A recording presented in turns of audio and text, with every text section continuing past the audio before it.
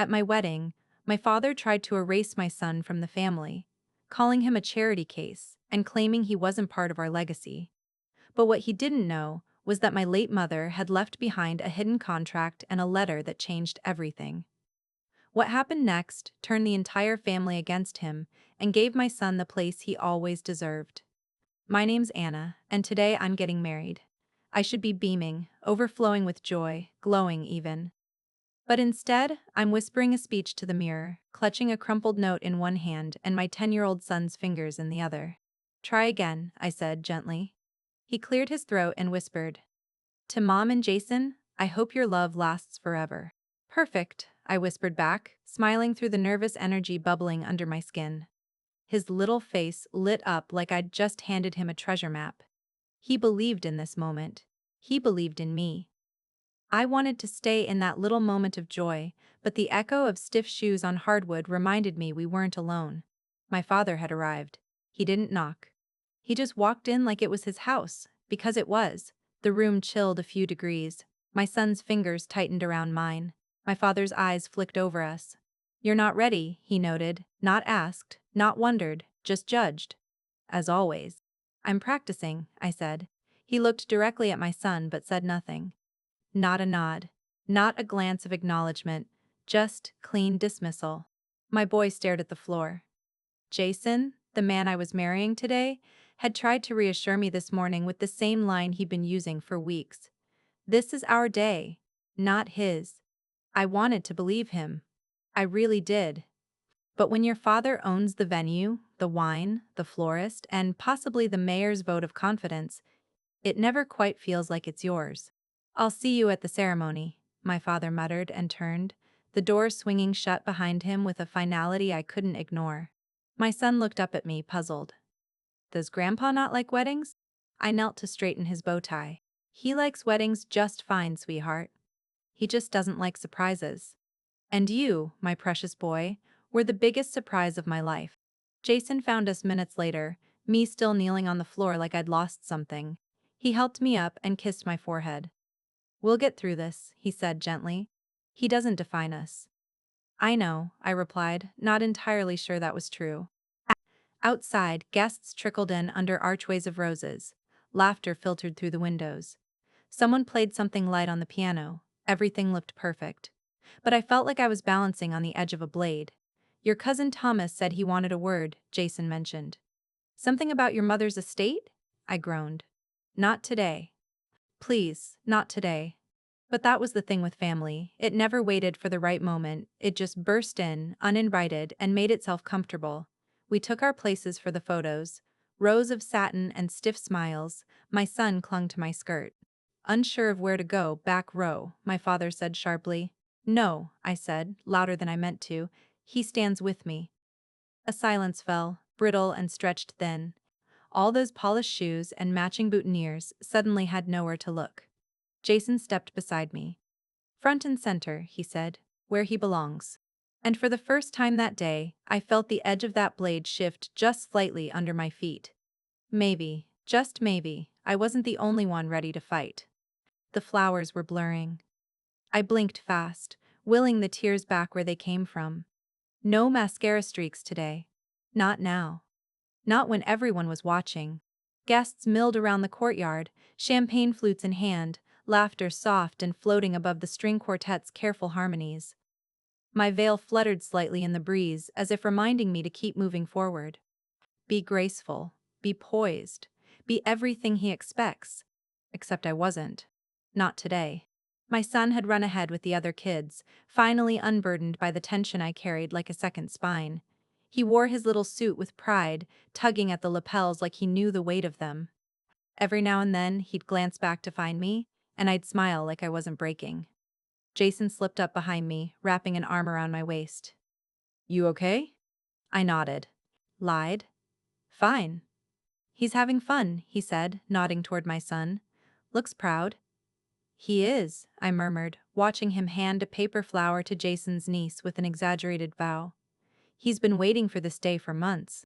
Then let's not let anyone ruin it, Jason whispered, his hand squeezing mine. His wedding band glinted under the sun, still foreign and new on his finger. I loved that hand. I loved that promise. Inside the main hall, preparations continued like a machine. Champagne refills, more hors d'oeuvres, another adjustment to the seating chart. My father stood near the entrance, flanked by his siblings and their well-practiced smirks. From here, he looked like a man enjoying his daughter's wedding. Like a doting grandfather. Except no one dared call him that. When I walked by with Jason, he greeted us with a perfectly timed smile. Lovely ceremony, Anna. The pianist was tolerable. Thank you, I said through tight lips. His eyes flicked to Jason. Glad to see you've made her happy. That's what matters. Then, the dismissal again. No mention of the boy, not even a nod in his direction, like he didn't exist. Like I hadn't spent a decade doing everything he said. I couldn't. As we passed, Jason leaned in. That man can choke on his legacy. I smothered a laugh. Near the bar, my cousin Mark flagged me down. He looked nervous, which wasn't a good sign. Anna, quick word? I motioned for Jason to go ahead. Mark pulled me aside. I was going through some of your mom's things, he started, almost apologetically. Papers, old contracts. You know how she was about filing. Mark, not today, I interrupted, already overwhelmed. No, I know. It's just, there's something about the estate, and your son. My heart skipped. What about him? I shouldn't say anything yet, he backtracked. It might be nothing. I just thought, if you knew, maybe it would help. Help what? I asked, suddenly cold. Today's about joy. Let's keep it that way. He nodded quickly, stepping back into the crowd like he hadn't just dropped a live grenade into my brain. I stood still, suddenly uncertain where to place my feet. Across the room, my son waved at me with both hands, grinning wide, holding the gift bag he'd been practicing with all morning. I smiled back, shaky but real. Whatever this legacy was, whatever shadows my father still clung to, my son wasn't going to be erased from this day. Not while I still had breath in my body. The photographer had us lined up like chess pieces. Bride's side, over here, groom's family, tighter please. Okay, everyone smile, click. Behind the lens, the polite commands echoed like someone else's dream. This carefully curated moment frozen in time. My cheeks hurt from holding the smile, the kind you stretch into place when you're trying not to scream. Anna, can he step back one row? The photographer asked quietly, gesturing toward my son. I blinked. What? Your father asked if we could position him more toward the back, so he doesn't block the view. I turned slowly. My father stood just out of frame, hands in his pockets, pretending to chat with Uncle Richard. But his eyes were locked on us, on him, as cold and clear as winter glass. No, I said, loud enough that a few heads turned. He stays where he is. The photographer hesitated. It's just, he's a little short and he's the ring bearer. He's the bride's son. He stays right next to me. A pause fell over the group. Shifting feet. A few averted gazes. No one said a word, but the silence was full of judgment. I didn't care. My boy, bless him, didn't move an inch. He looked up at me, unsure if he'd done something wrong. I bent slightly and smoothed his jacket. You're perfect, I whispered. Don't let anyone tell you otherwise. Click. That photo would probably end up framed in my father's study, cropped just so or never printed at all. Jason stepped in from the side and placed a hand on my back. Everything all right? Fine, I said again, the words starting to lose meaning. We moved through the rest of the shots like a ballet, the ones with family, the ones with bridesmaids, the ones where I had to pretend nothing was wrong. Inside the reception hall, the lights had softened, the music swelled, and the tables gleamed with candlelight and overpriced floral arrangements. A perfect backdrop for imperfect people. Jason leaned down as we entered and kissed my cheek. We're doing this, he whispered. No more looking back. I nodded, but part of me already felt the cracks spreading across the night. Because if my father could ask the photographer to move my son for a better view, then what else had he orchestrated behind the scenes? We were all dancing on eggshells, pretending this was normal. But it wasn't. Not when your own father looked through your child like he was made of glass. Not when everyone smiled and sipped champagne like they couldn't feel the ice in the room. Not when your heart had to beat for two people. Yourself. and the little boy beside you trying to find his place in a family that pretended he didn't exist. I reached for his hand again, anchoring myself. He squeezed back instinctively, a little boy with no idea just how heavy the air had become. But I knew. And I wasn't going to let him carry it alone. Dinner was served with crystal precision. Servers moved like choreography. White gloves, silver trays, and smiles that didn't reach their eyes. I watched one pass by with a tray of champagne and wondered how many of them had already seen a family like mine tear itself open over foie gras and forced conversation. Jason raised a toast to the table, something warm and generic. To love. And to beginnings, he said, clinking his glass against mine. Everyone smiled. Everyone except my father, who tapped his glass once and sipped without lifting his eyes. I counted the seconds before he'd say something snide. It was always a game with him. How many breaths could pass before the first cold remark slipped in like a scalpel? The answer came 3 minutes later. Jason's niece had just finished telling my son how cool his suit looked when my father turned to Uncle Paul and said, loud enough for half the table to hear, "It's strange. I always imagined Legacy looking a little more familiar." Paul laughed weakly. Jason stiffened beside me. I stayed still, eyes on the salad I hadn't touched. "Of course, real heirs take time," he added, swirling his wine. "It's about blood, not appearances." My son looked up, confused. "Mom? What does heirs mean?" I opened my mouth, but Jason beat me to it. "It means someone who carries the future," he said. "And yours is already shining, little man." A few cousins exchanged glances. Someone across the table coughed awkwardly. My son beamed, still innocent enough to take it all at face value. I wished I could. I excused myself then, needing to breathe. In the hallway outside the banquet room, I found my cousin Thomas standing near the bar, tapping his phone nervously. He glanced up.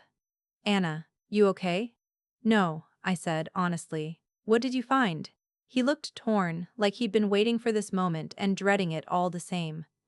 "I found a clause," he said finally, "in your mom's estate documents. Something that was added a year before she passed. I'm not sure your father ever knew." "What kind of clause?" Thomas swallowed. "It mentions your son by name. Something about succession and recognition. But the language is tricky. I didn't want to bring it up unless..." "Unless what?" "Unless you were ready to burn the whole thing down." The noise from the reception room surged as the DJ made an announcement, calling everyone back for the cake cutting. My moment of silence shattered. I looked back toward the glowing room and the people waiting to see me smile. "I don't want to burn it down," I said quietly. "But I'm done pretending it's not already on fire." The cake sparkled under the lights, 5 tiers of white fondant and sugared violets. It looked like something from a magazine, pristine and untouched, like our family was supposed to be. I stood beside Jason with a silver knife in my hand and a plastered smile on my face while cameras clicked like tiny applause machines. He whispered a joke in my ear, something about frosting to cake ratios, and I laughed on cue. We posed. We cut. We fed each other delicate slivers like we hadn't been fielding emotional landmines all evening. I thought maybe, just maybe, the worst was over. Then the DJ's voice boomed again. "And now, our lovely bride would like to say a few words." My heart thudded. I hadn't planned to speak. But I knew this moment mattered. Not for the guests. Not for my father. For him. I turned and saw my son clutching the gift bag with both hands, his eyes wide with hope. This was the part we rehearsed, just him and me. He'd waited all evening for it. Jason squeezed my hand as I stepped up to the microphone. My heels clicked against the marble floor. The room quieted, expectant. I cleared my throat. "I want to thank all of you for being here," I began, voice trembling at the edges. "Tonight means more than I can say. Not just because I'm marrying the man I love, but because I'm standing here as a mother." A murmur rippled through the crowd. My father stiffened in his seat. I reached into the pocket of my dress and pulled out the small velvet box, the one we had hidden away all morning. "This," I said, opening it, "is a watch. Not just any watch. It belonged to my grandfather, and then my mother, and now it belongs to my son." The watch gleamed under the lights. Delicate gold, engraved on the back with initials that mattered more than any title my father could bestow. I had it inscribed with his initials, I continued. Because he's not just part of my past, he's my future, my legacy. And I want him to know, in front of all of you, that he belongs here. I looked at him then, his small face pale with emotion, his fingers twitching at the ribbon on the gift bag. Come on up here, sweetheart, I said softly. Let's say thank you together. He ran up with awkward eagerness, stumbling a little, but beaming. I steadied him as he reached my side, both of us facing the crowd. He stared out, clutching the bag like it was armor. I leaned down. Remember what we practiced? He nodded, pulling out a drawing he'd made. Our family, stick figures holding hands under a rainbow sky. He held it up like it was a trophy. Thank you, he said, voice barely above a whisper, for coming to my mom and Jason's wedding. A soft chuckle rolled through the room. A few people clapped. He turned to me, shy and triumphant. And then the silence was broken. A voice, low and sharp from the front table. A charity case doesn't belong in speeches. Gasps. My father hadn't moved, he didn't raise his voice, he didn't need to, but the damage was done. The silence that followed cracked something in me. My son blinked, confused, trying to understand if he'd done something wrong. He looked at me, then at Jason, then back at the sea of frozen faces staring up at the stage. His little fingers tightened around the drawing, crumpling the edges. Jason was the first to move. He stepped in front of us slightly, like a human shield, jaw clenched. But I wasn't going to hide behind anyone. Not this time. I took the mic again, my hand shaking not from fear, but fury. My son, I said, my voice sharp and steady now, is not a mistake. He is not a footnote. He is not charity. A few heads turned toward my father, like, maybe, just maybe, they were starting to see it. He is my heart walking around outside my body. And he belongs in this family, in this room, and in this legacy, more than anyone who uses words like that to try to erase him. My father stood. Slowly. Like he had all the time in the world to dig the knife deeper. You've always had poor judgment, he said coolly. First the boy. Now this wedding. You parade your choices like triumphs, but they're warnings. Aunt Jean gasped. Someone whispered. He didn't just say that, but no one stopped him. No one told him to sit down. I looked back at my son, who was now staring at the floor, his lower lip trembling. I'm not asking for your approval, I said to my father. Not anymore. I'm not 10 years old waiting to be picked for your attention. He took a step forward. You think this little show proves something? You'll always be the girl who needed more than she deserved. The words hit like cold steel. Not because I hadn't heard them before, but because he said them here. In front of everyone. Jason moved toward him, but I held him back. No, I said, still looking my father dead in the eye. You don't get to rewrite history, you don't get to pretend you built this family alone. I turned back to the crowd. Every person here tonight has watched him define love by conditions. Well, not anymore. I'm rewriting the rules. And the first rule is this: love does not come with silence. The room stayed quiet, unsure what side to land on. A few sympathetic glances. A few people pretending to sip water they didn't need. But still, no one stood up. Not yet. My son tugged my hand gently. Can we go now? He whispered, voice barely holding it together. I looked out at the room I had once called home. The flowers, the lights, the people. And I realized I didn't want their applause. I didn't need their validation. I needed to get my boy out of here before his light dimmed any further.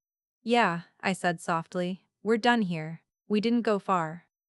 Just outside, down the stone steps of the hall and into the garden that had been dressed in string lights and floral arches. It was meant for photos, bridesmaids laughing under fairy lights, first dances on cobbled stones. But now, it was just us. He sat on a bench and held his picture, now wrinkled and slightly torn at the edge. He didn't cry, he didn't say a word, he just stared at it like he was trying to disappear into the lines. I shouldn't have said anything, he mumbled. My chest cracked. Hey, I said, kneeling in front of him, lifting his chin. Look at me. You didn't do anything wrong. He looked unsure, his little shoulders pulled in like he was trying to fold himself smaller. I just wanted to help, he said. You looked nervous before and I thought, if I said something nice, then maybe everyone would be happy. My hands trembled as I pushed his hair out of his face. You helped more than you know. But Grandpa hates me. I didn't sugarcoat it. Not this time. He doesn't sugarcoat it. Not this time. He doesn't see you. That's different. He blinked. What does that mean? It means his heart is small and scared. And when people are scared, they try to make others feel smaller too. But you're not small, baby. You're brave. You stood up in front of everyone. That's more than most grown-ups did tonight. He leaned into me then, finally letting out the breath he'd been holding since the moment that awful sentence sliced through the reception.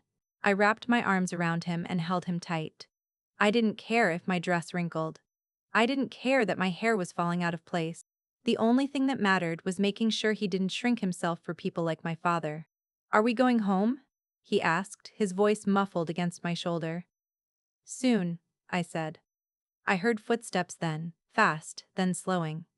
Jason appeared at the edge of the garden path, his face tense, eyes scanning until he saw us. He exhaled in relief. I tried to follow, but your aunts cornered me, he said, approaching. Telling me to smooth things over. That he didn't mean it. I looked up. He meant every word. Jason nodded. I know. He crouched beside us. Your son, he was amazing in there. My boy smiled faintly. I remembered the speech. You crushed it, Jason said, grinning. Like a boss. We stayed like that for a moment, the three of us in our little bubble of light, the party behind us forgotten, like an echo fading in the distance. I didn't know what came next. But I knew this. The battle wasn't over. And I wasn't finished fighting. When we walked back inside, the music had shifted. Something upbeat now, masking the tension like a too bright tablecloth over a cracked table. The guests were back to clinking glasses and dancing in stiff little clusters. Laughter bounced off the walls, forced and brittle. My father was nowhere in sight. We stepped through the doorway and just like that, every head turned. Again. I felt the weight of their eyes, curious, guilty, judgmental. Some looked away quickly, pretending to sip wine. Others smiled too widely, desperate to smooth it all over. As if what happened hadn't happened. As if silence could paint over shame. Jason took my hand. My son stayed close on my other side, holding my dress like a safety rope. Are we pretending now? He asked quietly. That question almost undid me. No, I whispered, not anymore. At the head table, a few relatives whispered among themselves. Aunt Jean caught my eye and gave me a soft nod. She didn't say anything. But I saw something shift behind her expression. Regret, maybe. Or realization. Jason leaned in. Your dad's outside. On the phone, probably putting spin on the whole thing. Of course he was. He didn't get humiliated. He recalibrated. We were halfway through the room when my cousin Lila appeared at my side. I just want to say, she said, low and fast, that what he said was disgusting. And you? What you did? That was brave. I nodded but didn't stop. A moment later, Thomas joined us, eyes wide, holding his phone. Anna. I need to show you something. He handed it to me without warning. A document on the screen. Legal. Formal. With my mother's signature. Recognition of child by name. A clause marked in bold. Succession and inheritance locked to acknowledgement of lineage. I stared at it. This is what I was talking about, he whispered. Your mom made sure he couldn't erase your son. Not legally. Not financially. Not in name. Jason peered over my shoulder. Is this enforceable? Thomas nodded. Absolutely. And if your father tries to make a move against you, or your son, I can bring this forward. I looked at my boy who was now watching the dance floor, unaware of the tectonic shift under his feet. He was still just a kid in a suit, hoping someone would ask him to dance. And they would. Because no matter how many cold shoulders or careful snubs were thrown our way, the truth was this: my son belonged. Not because we demanded it. Because my mother made it law. And I was ready to remind everyone exactly what her name still meant. They dimmed the lights for the first dance, casting everything in soft gold. Jason pulled me onto the floor as the music swelled, something slow and classic, the kind of song you always forget until you're standing in it. I rested my head against his shoulder, my body moving on instinct while my brain tried to catch up. People watched us, but it wasn't like before. There was a new tension now, like they were waiting to see if I'd cry, or shout, or crumble. But I didn't. I floated. Jason whispered, "I know this isn't the wedding you imagined." I closed my eyes.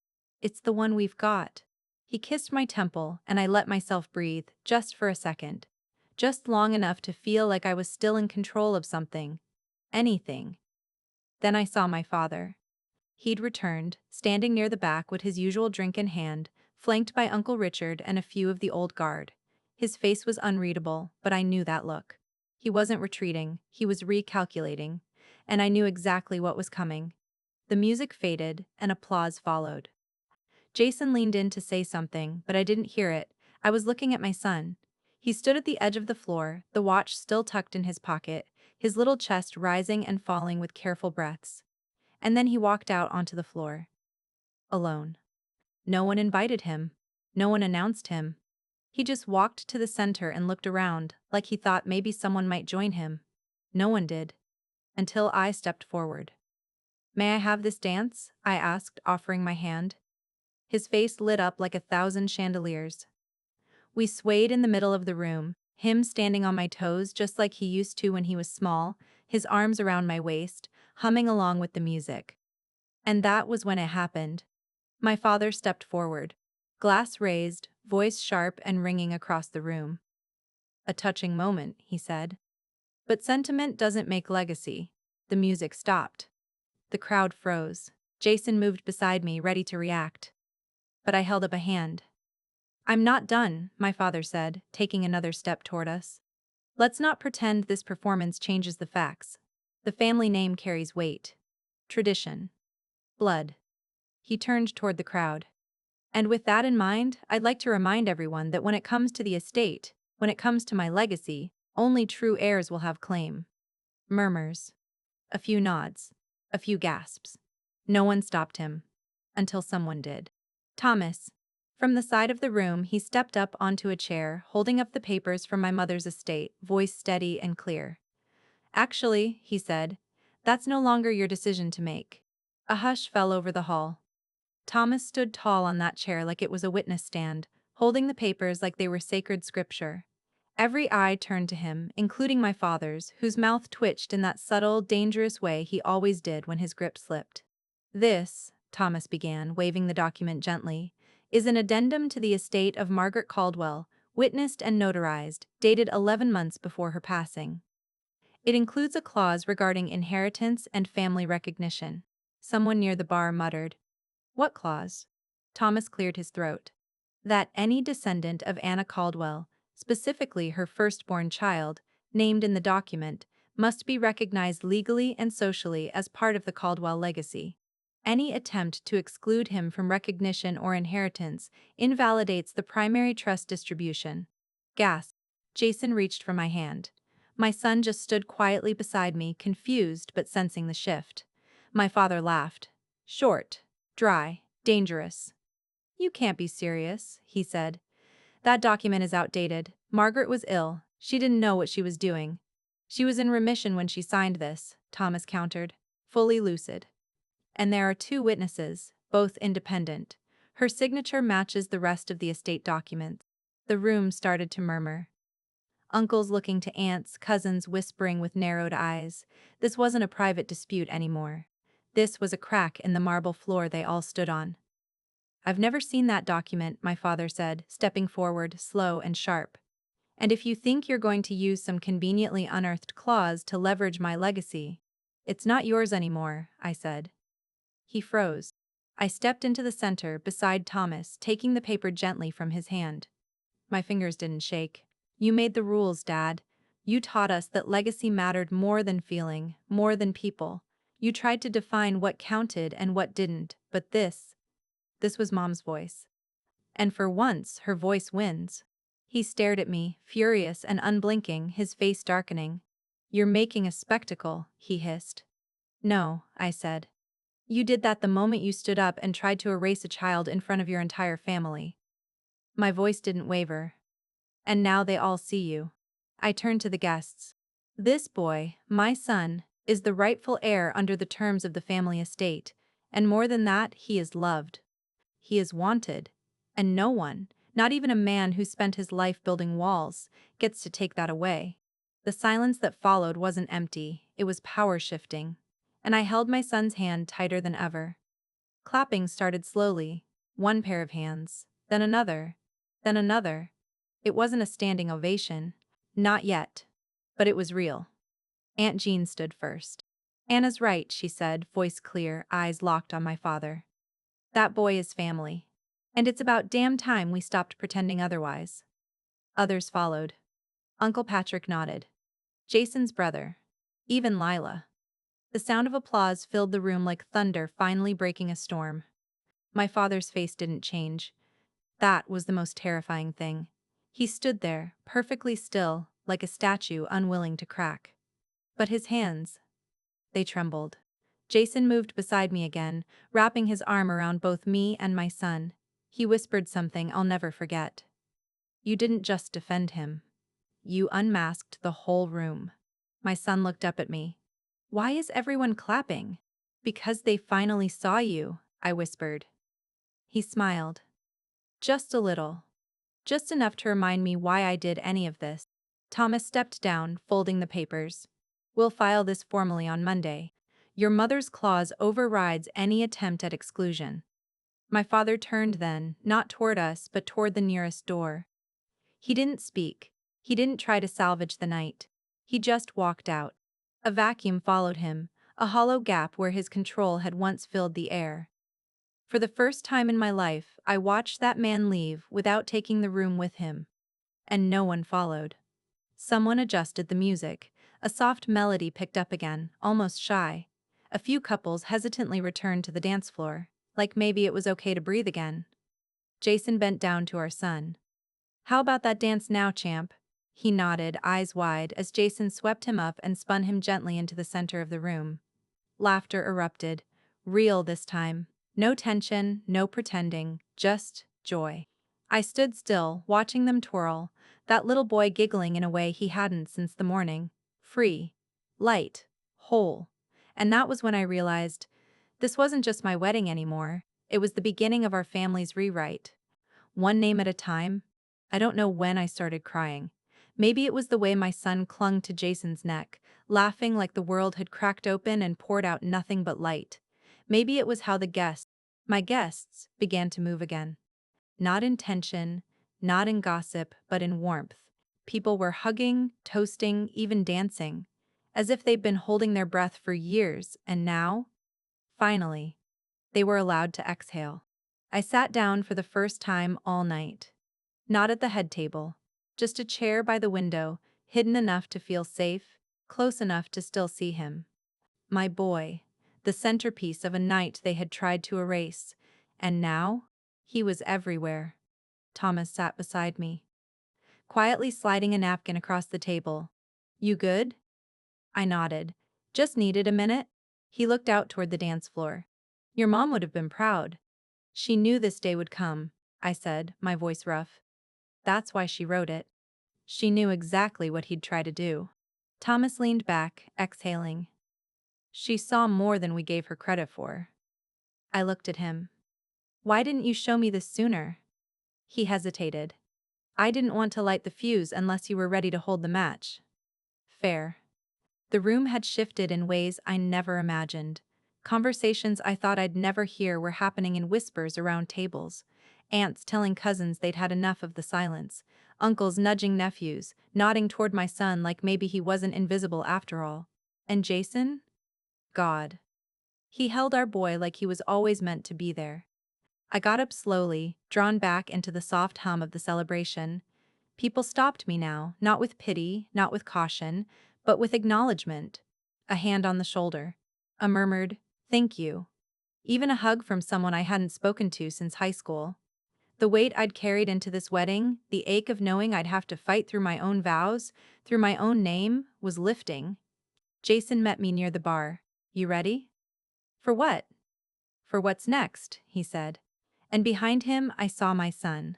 Still holding that wrinkled drawing, still smiling, still standing. Not behind me, not beside me, but exactly where he belonged. The toasts had ended. The cake had been sliced, the band had shifted into softer, slower melodies, and still, the crowd lingered. But something had changed. The spotlight no longer orbited my father. It didn't cling to his absence like a scar. Instead, it circled us. Me, Jason, and our son. Like a crown, I was standing near the sweetheart table when Aunt Ruth approached. For years she'd walked on eggshells around my father, never saying anything that might ripple the calm surface. But tonight, she looked different. Shoulders square, eyes wet, smile uncertain. "Anna," she said, touching my arm gently. "I'm sorry." I froze. "For what?" I asked, though I already knew. "For pretending not to see it. All these years. What he was doing to you. To that little boy. We all saw it. We just let it happen." Her voice cracked. "I didn't think it was my place. But watching you tonight, standing up there and saying what we all should have said long ago, it made me ashamed." I felt tears welling again. Not because it hurt, but because something inside me had shifted. The shame wasn't mine anymore. "It's not too late," I said, "to be part of his life." Ruth smiled and looked toward my son, who was now sitting on Jason's shoulders, giggling as they weaved through the dance floor. "I'd like that," she whispered, "if you'll let me." We hugged. And this one was real. Not the stiff social hugs reserved for Christmas and funerals, but the kind that rewrites history, 1 inch at a time. From across the room, Jason caught my eye and lifted a brow. I nodded. He headed toward me with our son still perched high, hands gripping his hair like reins. "I think he's king of the party now," Jason said, grinning. "Fitting," I replied. "He's already got the heirloom." Jason shifted so I could see. The gold watch glinting on our son's wrist, oversized but proud. And then came the moment I didn't expect. The band faded out. And from the back of the room, someone raised a glass. "Cousin Michael." "To Anna," he said, voice loud and sure. "And to the boy who reminded this family what legacy actually means." A cheer rose, honest and raw. My son looked around, startled, then slowly raised his own tiny glass of sparkling cider in return. The room exploded in applause. And somewhere, beneath the clapping, I heard it, the sound of generations turning. The applause still echoed in my chest as we walked outside for air. The garden looked different now, less like a photo backdrop and more like a sanctuary. The night was cool, the string lights still glowing, and the laughter behind us had softened to a hum. My son walked a little ahead, dragging a single balloon by its ribbon. His steps were slower now. The adrenaline had worn off. I could see it in the way his shoulders drooped, how his hand occasionally wiped at his eyes when he thought we weren't looking. Jason caught up to him first, crouching beside him. "You okay, buddy?" He nodded, but it wasn't convincing. "Just tired." I walked over and crouched too, brushing the hair from his forehead. "It's been a big night." He looked at me, and this time his voice cracked. "Did I mess everything up?" My stomach twisted. "What?" "No." "Why would you think that?" "Because of what Grandpa said. I didn't want to ruin your wedding." He looked down at the watch on his wrist like it was too heavy now. "You didn't ruin anything," I said, wrapping him in my arms. "You saved it, you reminded everyone what matters." "But he hates me," he whispered. Jason stepped closer. "That's not your fault, that's on him." We sat like that in the quiet, the three of us wrapped in silence and each other. But I could feel the pressure building again. That creeping guilt. That awful voice that sounded too much like my father's. "Keep the peace. Smile. Move on." And then came the footsteps. Soft, hesitant. Aunt Lila, her heels sinking into the grass. She paused a few feet away, hands out as if approaching a frightened animal. "I'm sorry," she said, voice low. "But your dad, he's planning something." I stood up slowly. "What kind of something?" She looked behind her before stepping closer. "He's back in the wine cellar with Uncle Richard and Cousin Dean." I heard them talking. "He's planning to give a speech. One final toast, something about the estate, about bloodlines." Jason muttered a curse under his breath. "He's not done," Lila said. "He's going to try and take the power back. Publicly." "I just thought you should know." My son looked up, confused again. "Why does he want to say mean things in front of everybody?" Jason answered before I could. Because when someone's been in control for a long time, losing it feels like drowning, and sometimes they try to pull everyone else under with them. I felt my heart harden. I won't let him, I said. Jason looked at me. We could just leave. I shook my head. No. If he speaks, I speak after. No one ends this night on his terms. Jason nodded, and my son slipped his hand into mine. The three of us walked back toward the hall together. And I was done running. He was already holding a glass when we walked in. The room had shifted again. Like gravity had bent toward him. My father stood near the fireplace, his silhouette cast tall against the wall as he raised his arm, commanding silence like a preacher. Relatives hushed each other. Conversations stalled. Chairs scraped. Jason reached for my hand, but I didn't take it. Not yet. I want to say a few words, my father began, voice smooth, deliberate. About legacy. Of course. Tonight we witnessed something unusual. Emotions. Sentiment. Even public defiance. His eyes flicked to me like a challenge. But legacy is not built on feelings. It's built on structure, on lineage, on truth. Whispers rolled like soft thunder. And I want to remind everyone here, he continued, lifting his glass higher, that the Caldwell estate, the company, the name, was built with care. And as I prepare to pass that down, I must be clear. It will go to those who carry the family's blood. Not its mistakes. I didn't wait. I stepped forward, each heel strike loud on the polished floor, cutting through the quiet like a blade. My hands didn't shake, my voice didn't falter. But my heart, it burned. That's enough, I said, every syllable ringing out like a verdict. Gasps. Chairs creaked. My father turned, caught off guard for the first time all night. I kept walking. Sit down, I told him. You've said enough to last a lifetime. He didn't move. Fine, I said, then stand there and listen, like the rest. I turned to the crowd, my son still near the doorway, Jason's hand on his shoulder. My father talks about legacy like it's a fortress. Something built by excluding people, denying truth, controlling the narrative. But that's not legacy. I reached into my pocket and pulled out the folded document Thomas had given me. This is. I held it up. My mother, Margaret Caldwell, wrote this before she died. She saw what was coming, and she made her voice permanent. Legal. Unshakable. I unfolded the paper slowly. She wrote that her grandson, my son, is to be recognized. Fully. As part of this family. As part of her legacy.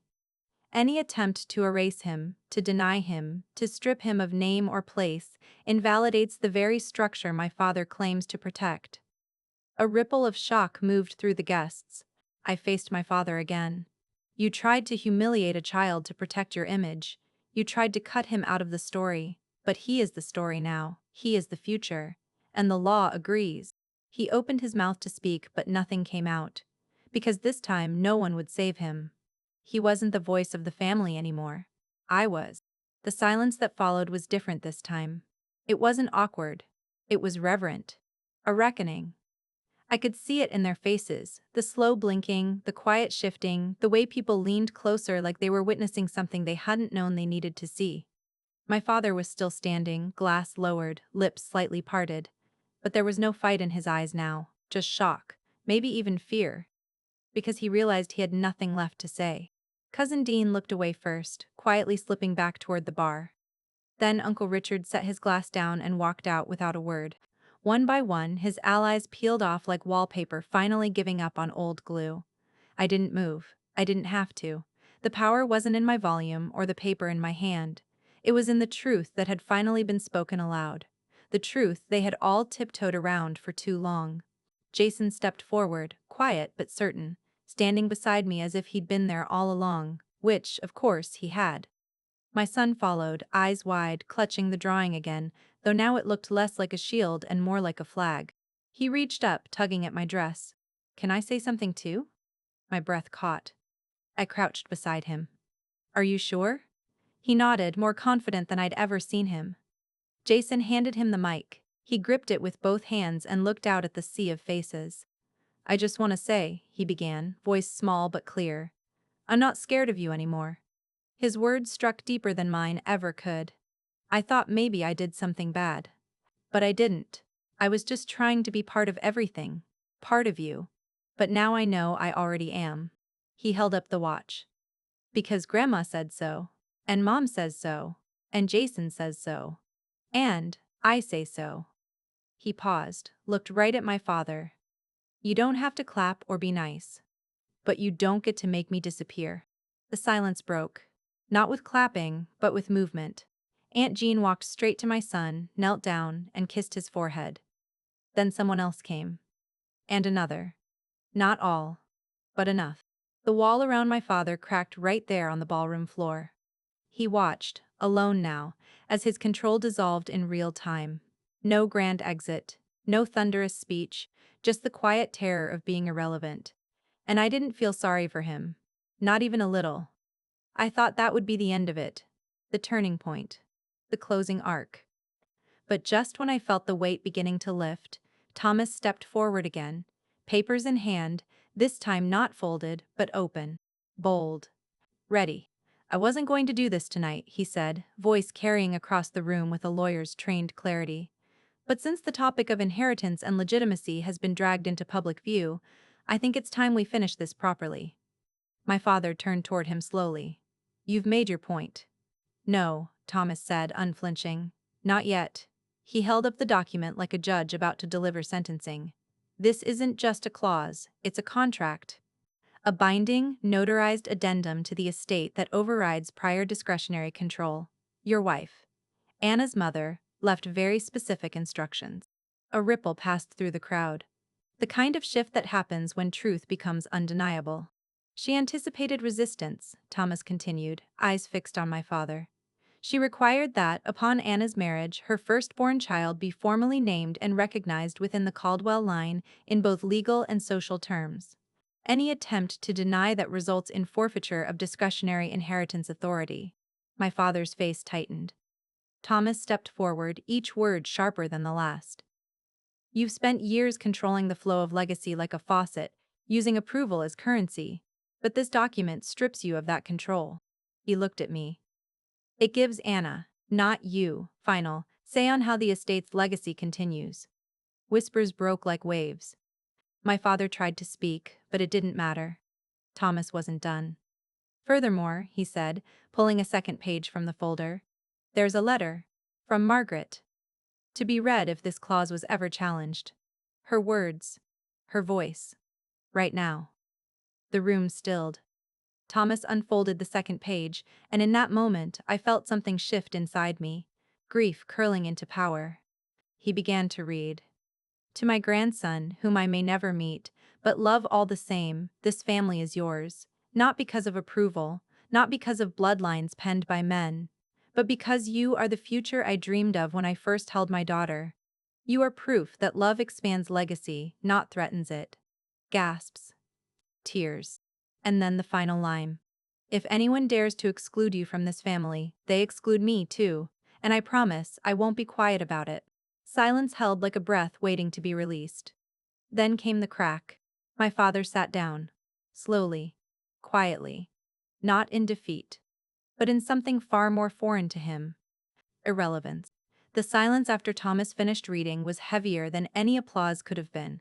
It pressed down on the room like gravity had doubled. No one moved. No one even breathed loud. And for the first time since my mother passed, I felt her in the room, not as a memory, not as grief, but as presence. As power. I looked down at my son, and he was already staring up at me, eyes wide, the watch on his wrist glinting like a seal. She wrote that? He asked quietly. I nodded. She wrote it for you. He looked back toward the paper Thomas held like it was holy. Then he stood a little taller.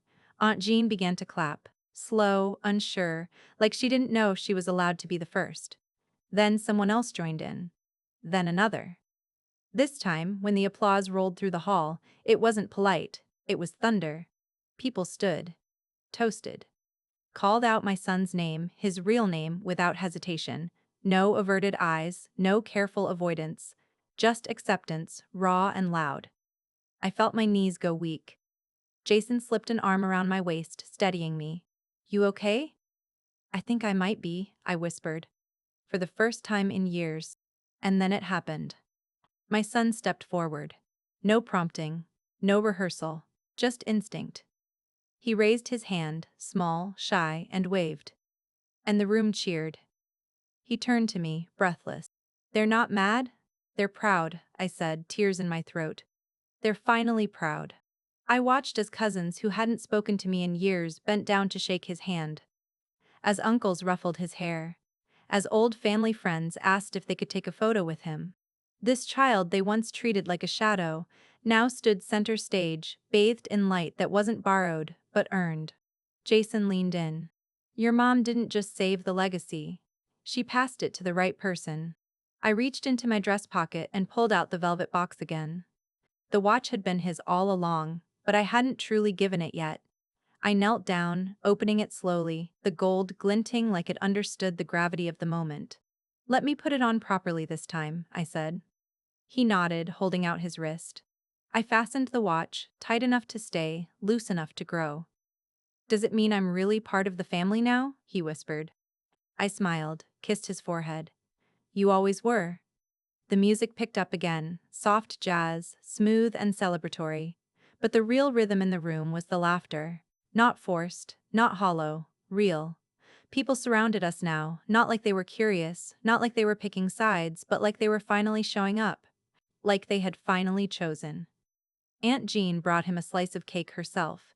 Uncle Patrick gave him $1 for being the bravest man in the room. Even the shyest cousins were now gathered around, treating him like someone they should have known better from the start. And he didn't shrink. He stood tall, answering questions, showing off the watch like it was Excalibur. When someone asked where he got it, he simply said, "It was mine all along. We just made it official." Jason looked over at me, eyes gleaming. "He's glowing. He's free," I said. I hadn't realized how much of my energy had gone into protecting him from the cold. The side glances. The exclusion. I'd spent so long making sure the damage didn't show that I never realized how loud the silence had been. But now? Now. His voice carried across the room. Laughter erupted when he told a story about the first time he tried on the tux and accidentally stapled the hem. Someone asked for a picture, and he posed with both thumbs up. And then, like a ripple in a still pond, others started drifting toward us. Lila first, holding out a wrapped gift. "It's not much," she said, "but it's from me.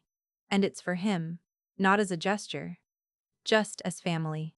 He opened it carefully, a small compass, engraved with initials not his own, but Lila's. She knelt down and whispered, "It was my grandfather's. He gave it to me when I felt lost. I think it'll serve you better now." He held it like treasure.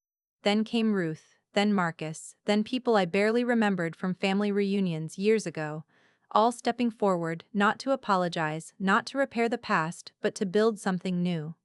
Something real. I stood by and watched it happen. This quiet, powerful shift. My father hadn't returned. He wouldn't. His silence was its own admission, and none of us missed him. Not anymore. Jason touched my back. "You see it, right?" "See what?" He smiled. "You didn't just protect him tonight. You made space, you cleared out the shadows, you gave him room to shine." I looked at my son, now surrounded by laughter, held in the warmth of something no amount of money could buy. Legacy. Not the kind my father hoarded, the kind my mother believed in. And finally, it belonged to the right person. Later that night, when most of the guests had trickled out and the band was packing up, I found him standing alone near the fountain. His tiny hands in his pockets, his shoulders relaxed in a way I'd never seen before. He looked peaceful. Whole. I walked up slowly, heels clicking on the stone path, the hem of my dress dragging a little behind me. Jason hung back, giving us space without needing to be told. "Hey," I said softly. He turned, smiling like he wasn't just a boy anymore but something more. Something solid, unshakable. "Still awake?" I teased. He nodded. "Didn't want it to be over." I knelt in front of him, brushing his hair back from his forehead. "It's not over. It's just beginning." He looked down at the watch again, shiny and oversized, spinning a little on his wrist. "It still feels heavy." "That's because it matters." He tilted his head. "Do you think Grandma would have liked me?" I smiled, something tight and tender in my chest. She would have adored you. She would have danced with you, right in the middle of the room, and made sure everyone knew how proud she was. He didn't say anything for a moment. Then, I felt her. I swallowed hard. Me too. We sat by the fountain, the water gurgling softly beside us, stars stretching wide overhead. Everything felt quieter now. Not empty, not sad, just right. Jason joined us, sliding an arm around my shoulders. You ready? He asked our son. He nodded. Yeah. But, can I wear this to school? We both laughed. Only if you're okay with everyone asking about it, I said. He stood up, brushing off his pants like he was already imagining the questions, already preparing to tell the story. Not the sad parts, but the victory. Good, he said. Because I want to tell them. As we walked back toward the exit, hand in hand, the last staff members clearing plates and dimming lights, I felt something settle in me. Not relief. Not even pride. But peace. The kind that comes from knowing you stood up when it mattered, that you told the truth when it was hardest, that you protected what needed protecting, and the world saw it. At the door, he stopped and looked up at me. Do you think I'll remember this when I'm old? I bent down, kissed the top of his head, and whispered, every second of it. Because some nights don't just end. They echo. Forever.